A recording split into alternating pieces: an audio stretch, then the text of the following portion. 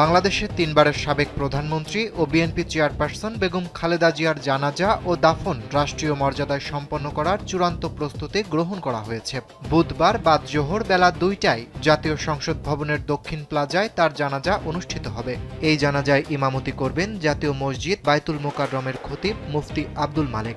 মঙ্গলবার দুপুরে গুলশানে বিএনপি চেয়ারপারসনের রাজনৈতিক কার্যালয়ে দলের স্থায়ী কমিটির গুরুত্বপূর্ণ বৈঠক শেষে বিএনপি মহাসচিব মির্জা ফখরুল ইসলাম আলমগীর এ সিদ্ধান্তের কথা জানান। মির্জা ফখরুল জানান, অন্তর্বর্তী সরকারের পক্ষ থেকে রাষ্ট্রীয়ভাবে সব ধরনের প্রস্তুতি নেওয়া হচ্ছে। বুধবার বেলা ২টায় পার্লামেন্ট ভবনের দক্ষিণ প্লাজা ও মানিক মিয়া অ্যাভিনিউ এলাকায় জানাজা সম্পন্ন হবে।